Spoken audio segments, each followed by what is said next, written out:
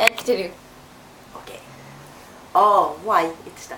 Okay. There. So, when the Japanese learned that he was a teacher, they released him. But before releasing him, they kind of tortured him first, because when we saw him from prison, he had lots of bug face. They hit him, I think, several times first before they released him, because they were trying to get information from him which he didn't know.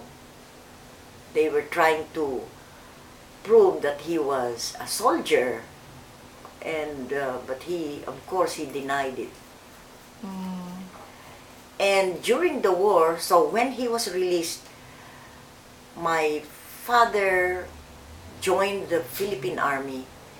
He became a lieutenant in the army, and he asked that we his family join him in the mountains. So we traveled at night, in the middle of the night. Somebody helped us travel to the mountain province, and then from there we had to climbing the mountains with very few clothes, with only the clothes on us, with a few blankets and maybe 2 or 3 pots and rice. Nice. Each of us had to carry something.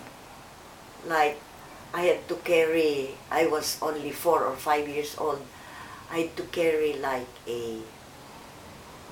I don't know what I carried, but I carried something. Like an extra clothes, I think, we had a baby then. For the baby, I had to carry something. But later on, there were other Ifugaos, the natives, who were willing to help us, and I think they carried me. I remember I was being carried too, because I could not walk all the way. I was carried by the natives, and so we hid in the forest for how many years throughout the war. What was forest life like? Oh, we enjoyed. All the children there were all playmates. We enjoyed, but we were careful too, because one time we were playing and then we heard guns. So we had to run and seek cover. We had to run at home. We had to bundle our clothes right away and ran to a safer place. And that would happen anytime. Every now and then that would happen. We would run and sleep under under the sky. Sometimes it would rain and we had no raincoats. It was very hard, but we survived. Okay. Can you tell me about martial law? Martial law started in 1986. President Marcos was the president at the time, but he overstayed. He declared martial law because he still wanted to be the president.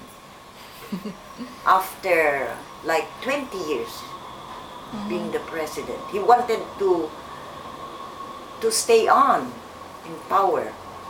But he was already, in 1986, we heard that he was already sick. His kidneys were failing, and the wife, I think, wanted to help take over the government, and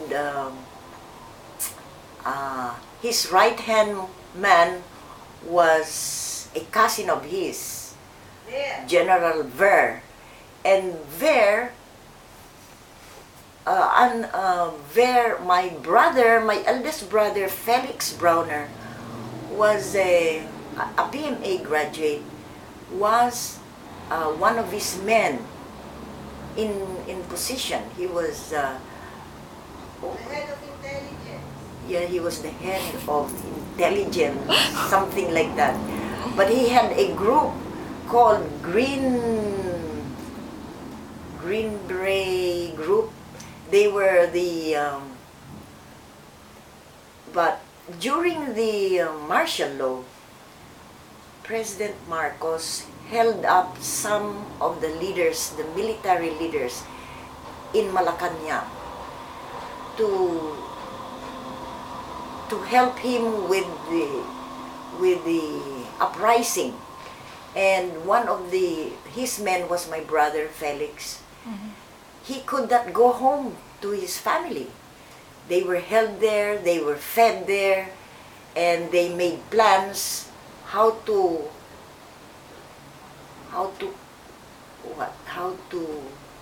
Bomb.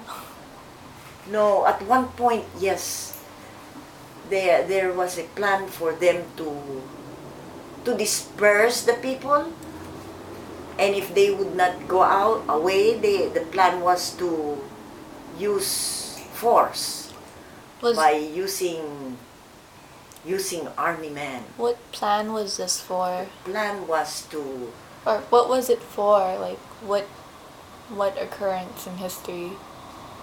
It's a revolution. because the people were uprising, they didn't want him anymore to run. So people went to, where did they go? They went to, EDSA. they call this place EDSA. People went to a place called EDSA. And people were all flocking there. There were millions and millions of people. They didn't want to, because they really didn't want Marcos anymore. They wanted a new president. And so there was I think there was a snap election. And he won again by force, by what? Cheating. Yeah, by cheating. He Cheating. won by cheating. But actually the other one, the other lady was Cory, who won.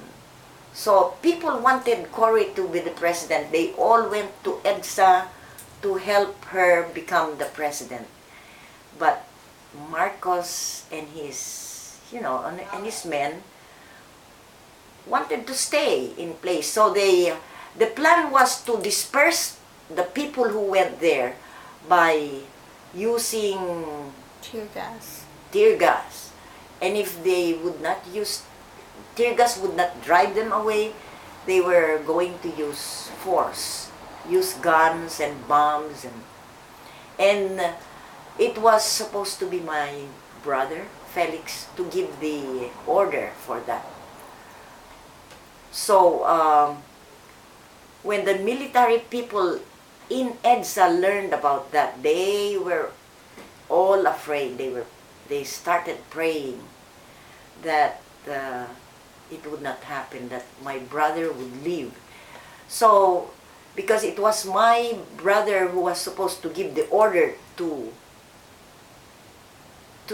bomb and do the plan, my sister-in-law had to do something. So what she did was call Malacanang and tell them that my brother's men were already trying to go to the other side, which was not true.